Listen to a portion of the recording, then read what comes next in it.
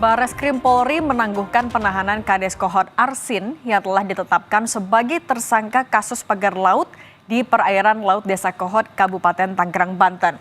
Polisi dan jaksa belum sepakat soal jenis tindak pidana kasus tersebut. Inilah catatan Kompas TV, penegakan supremasi hukum serta kewibawaan negara dalam kasus pagar laut dalam posisi bahaya.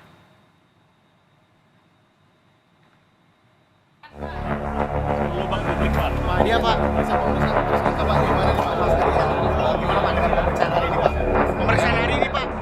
Polisi menangguhkan penahanan 4 tersangka kasus dugaan pemalsuan dokumen terkait pagar laut di Desa Kohot, Kabupaten Tangerang, Banten.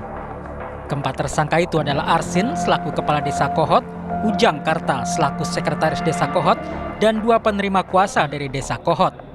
Polisi menyebut penangguhan ini diambil karena sudah habisnya masa penahanan. Penyidik menangguhkan penahanan 4 tersangka sebelum 24 April 2025. Sebab pada tanggal itu masa penahanan keempat tersangka sudah habis.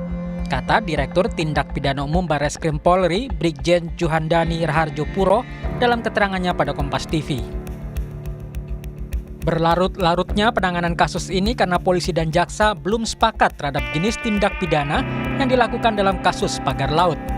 Jaksa menilai kasus pagar laut adalah kasus korupsi. Sebaliknya, polisi tetap pada pendapatnya bila kasus ini hanya sebatas tindak pidana pemalsuan dokumen. Kalau selama ini perkara ini disidik dengan tindak pidana umum, maka dengan petunjuk ini ya supaya dipersilahkan disidik dengan tindak pidana korupsi.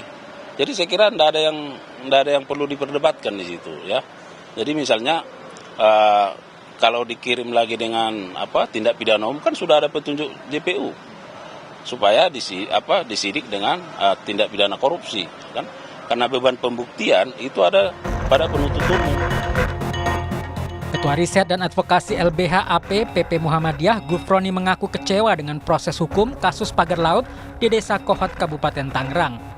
Sebagai pihak yang pertama kali melaporkan kasus ini ke Bareskrim, optimisme yang awalnya muncul kini telah sirna. Gufroni meminta polisi mengungkap tokoh utama di balik kasus ini. Penyidik harus juga mengungkap ini secara terang, ya sebenarnya siapa aktor intelektual di balik kasus pemalsuan HGB yang sebetulnya kita sudah mengetahui bahwa HGB itu dimiliki atas nama perusahaan ya atau anak perusahaannya Agung Sedai Group, sehingga semestinya harus gerak cepat Mabes Polri untuk menangkapi berkas, bukan kemudian melakukan penahanan dengan alasan bahwa masa penahanan sudah habis.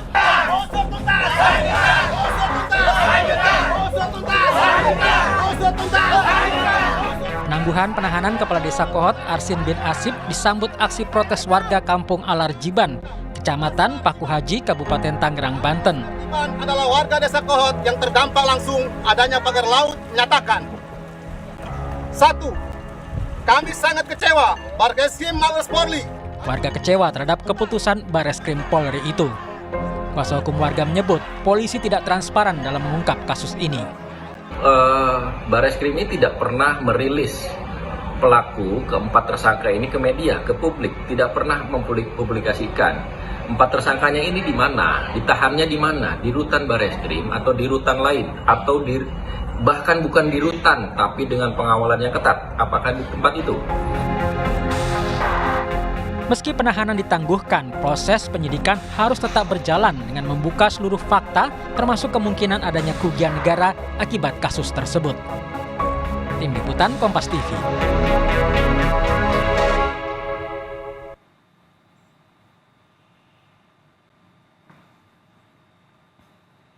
Penangguhan penahanan terhadap 4 tersangka kasus pagar laut sungguh kita sayangkan.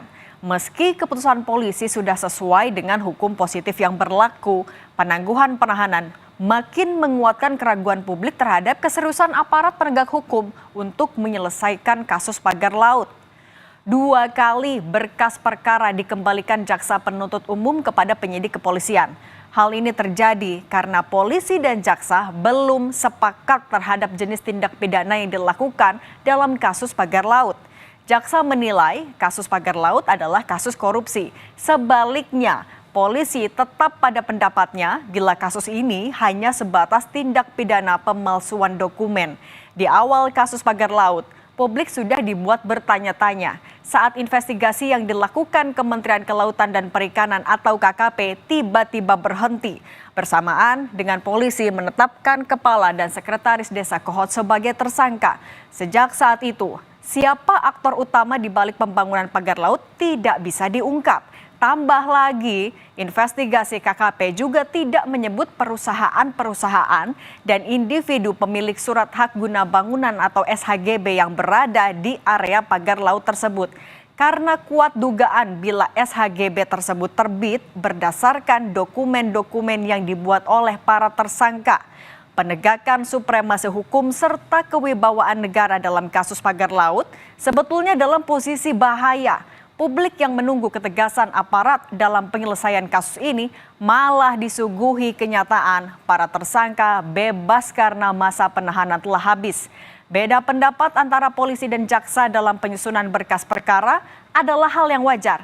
Tetapi jangan sampai perbedaan itu berlarut-larut sehingga memunculkan kesan adanya upaya membuat kasus pagar laut ini berhenti di tengah jalan. Demikian catatan Kompas TV hari ini. Kita jumpa lagi pekan depan.